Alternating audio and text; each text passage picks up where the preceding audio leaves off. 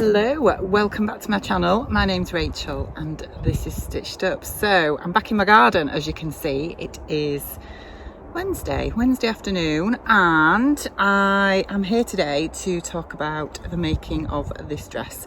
So I seem to be making a habit of filming when I've just had my hair done. I've got the day off work, and this morning I've had my hair done, just had my roots done because the old greys were coming through, and I'm going for my nails doing a bit later, but I've got the rest of the day off, which is just delightful. The weather is glorious, it's really warm, and I thought today would be a really good opportunity to talk to you about my rainbow dress project, which is a little collaboration between myself, Tamlin, and Ruan from Sewn on the Tyne and the Yorkshire Sew Girl respectively. So if you remember, those of you that watched that vlog, I will link to it up here somewhere, probably there.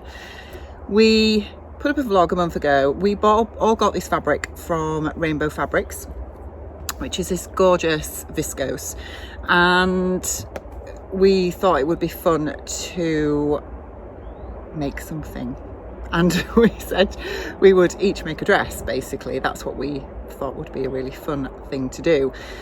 And so we each did a vlog last month where we talked about 3 patterns that we really fancied, and I think we all sort of opened it up to you guys to give us your thoughts on which pattern you thought we should make with this gorgeous fabric, and this is my reveal. So let me just talk to you firstly about everybody's thoughts on the patterns that I chose. If you remember, just as a quick recap, I picked the McCall's pattern, which I will put up here, and I can't remember the name of the number because I'm totally unprepared for this. The second pattern I picked was, oh god, what was it? Can you believe I have literally just had to interrupt this vlog to go and look at what the other choices were? I told you I'm so unprepared for this. The second pattern that I chose was the gorgeous Francesca by Vicky Sews, which is just stunning with those little cutouts. And the third one was the Joy Dress by P&M Patterns. Now, I asked you guys to give me your thoughts on which one you would like to see me make, and it threw up some really interesting comments actually. So thank you for those of you that did comment. Now, what I actually meant from that was which pattern you wanted to see sewn up, rather than which pattern you thought would suit my style, suit my shape, suit my aesthetic, etc, etc. And yeah, so I wasn't quite prepared for some of the comments that were left for me, because some people were commenting more on what they thought would suit me rather than it being about the sewing, which was, yeah, it was interesting. But anyway, overall, it really was neck and neck for all 3 patterns. There were so many of you that commented, and lots of people wanted to see the Francesca dress. Many of you wanted to see the McCall's one, and just as many wanted to see the Joy. And so I think I remember at the beginning of that vlog, I did say that I already had in my mind which dress I wanted to go with. And to be honest, the comments didn't sway me because there was no standout preference, to be honest. So yeah, I went with this one, which is the P&M Patterns Joy Dress. Now, this is the first pattern that I have ever tried of P&M Patterns. They are a French pattern company, and I do have one of their other patterns, but I've not made it, which is the Muse dress. It's another gorgeous summer dress with little fluttery sleeves. But I really loved this pattern because I'm always drawn to things that are just slightly different, with, you know, slightly different features, etc., and just something that isn't the same plain thing that's just churned out time and time again, which, I'm going to be honest, I see so many indie pattern designers just releasing patterns that have been done before, and I'm always drawn to something that's just a little bit different, and this was no exception. So they've got a number of really gorgeous patterns, to be honest, so I would encourage you to go and have a look. Now, I think the thing that always puts me off wanting to try a international pattern brand is the translation of language, because obviously I'm English, and for those of you that are not English, us English people tend not to be taught languages at a very early age. We don't get our first sort of exposure to foreign language until we get to secondary school age. And I know those of you that live in Europe and further afield tend to learn English from a really young age, and your grasp of the English languages are always amazing, whereas ours of, you know, foreign languages, the only exposure I ever got was French and German at school, and I did really well in it, but it really was just spoken at school. So it's always difficult when you look at a pattern company or a pattern brand that is, you know, in a different language, and you do worry a little bit about what the translation is going to be like and whether it's going to make sense. But what I have to say is that the P&M patterns, as I say, I just went with it. I thought, you know what, I'm just going to go with it and we'll see how we get on. But the translation is brilliant. I printed off the instructions, they're all here. Sorry, Piper's coming to say hello again. He's always by my side. He might just see a nose any minute. He's having a sniff of my tripod. What are we doing, Piper? What are we doing? Do you want to see him? You're going to say hello?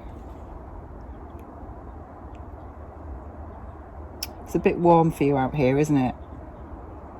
Yeah, he's clearly impressed, isn't he? So, getting back to the pattern, I have to say the translation into English was brilliant, and I didn't have any issues understanding the instructions at all. The instructions are very clear. They come with really clear illustrations rather than photographs, which I always find much easier to understand.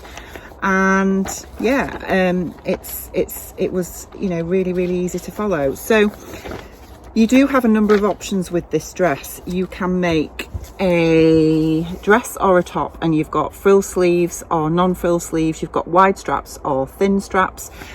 So there are lots of options for you to play with. Now I went for the wide strapped bodice here with the frill on, and to be honest, what I'd planned to do was the thinner strap one with the frill on, but I ended up getting myself a little bit mixed up with that, with the pattern pieces, and I ended up making the wide strap one. But, you know, I love it all the same. The only alterations I made was I added 1 inch to the bodice, and I think I added a couple of inches to the length of the skirt pattern pieces as well. And that works out really well for me, because I will insert some pictures of the dress, because it just means that the bust darts actually fit me in the correct place now. They would have been too high. And obviously this is Empire line, but it comes up to that nice little V at the center of the front. And then you've got those crossover straps at the back as well. Now there are absolutely no fastenings on this dress, and I didn't realize that. It does have a center back seam on the bodice, but there are no fastenings. It literally is a pull on over your head jobby. The bodice is fully lined, and the only other thing is if you are attaching the ruffles, which are here, it doesn't tell you to line the ruffles. It tells you to just do one piece, one ruffle, whatever, and do a narrow hem on it. But I always think it's really difficult to get them looking really nice and finished. So I tend to, if I have enough fabric, I will fully line the ruffle as well, so that I just find it easier, and I just think it looks neater. So I did have enough of this fabric to be able to do that, so I lined the ruffle as well, which is really straightforward.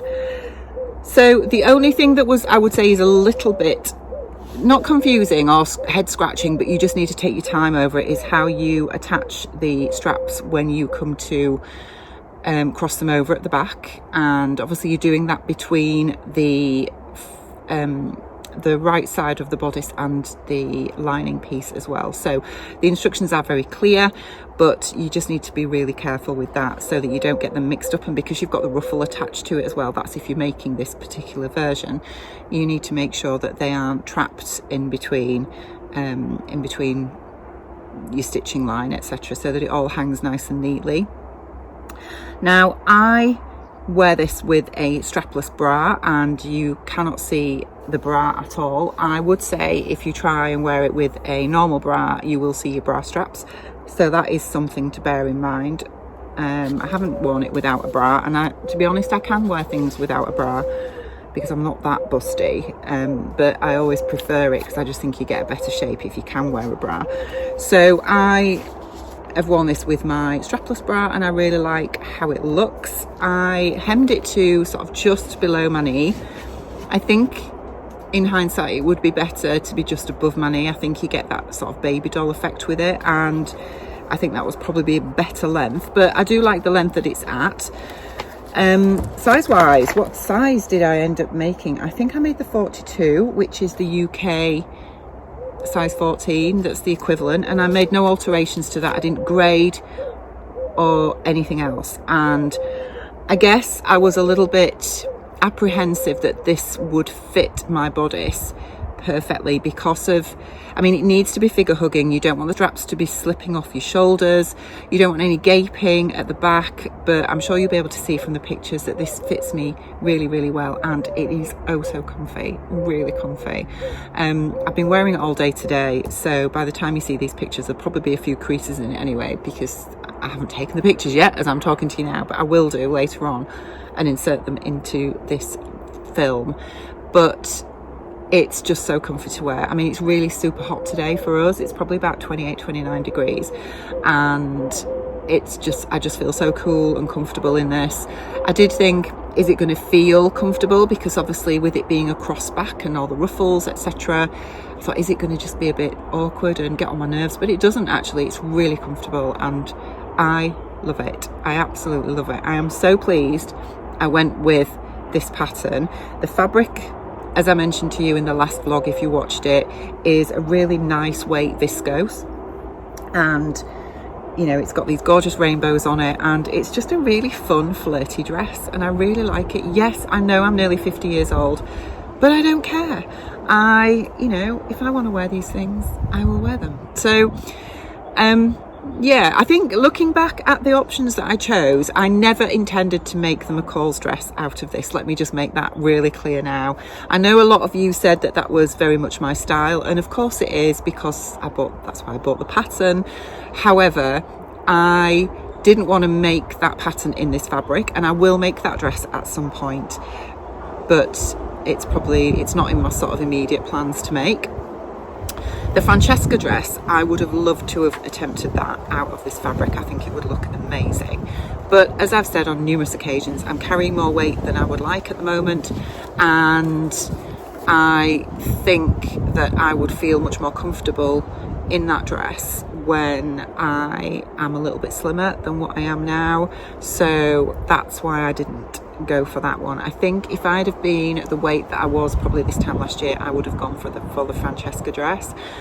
I would say this probably took me about, I don't know, 4 hours to make altogether, which I don't think is bad considering you've got all the ruffles to make and the bit of gathering that you need to do. And it's lined as well. You can line the skirt. I didn't line the skirt because I felt that it would probably just be too much. This is a summer dress. It's designed to wear on nice warm sunny days like this, and I think if you've got everything lined, it just adds extra fabric that you really don't want. So I only lined the parts of the dress that I needed to, and I'm just really happy with it. Really, really happy with it. I will definitely be making this dress again. I have plans for one in a lighter toned fabric. I've just got some new fabrics from Fabric Godmother, and I'm already thinking, should I make a joy out of that? Wouldn't that be joyous? Boom. Okay, I think you've probably heard enough from me today, but I am really excited to see what Ruan and Tamlin made with their rainbow fabrics. So I will link to their channels down below so you can go over and check them out. We are planning to release all our vlogs around this project all at the same time, and we've got plans to do another little collab, I think, along the same kind of theme at some point. We all bought some fabric in Leeds at our last meetup that is the same fabric, and we sort of are thinking about doing another one of these. So it's been really fun to do and I've really enjoyed it. So right, I hope you enjoyed my little reveal vlog and mini pattern review, and I will be back with you really soon. Take care. Bye.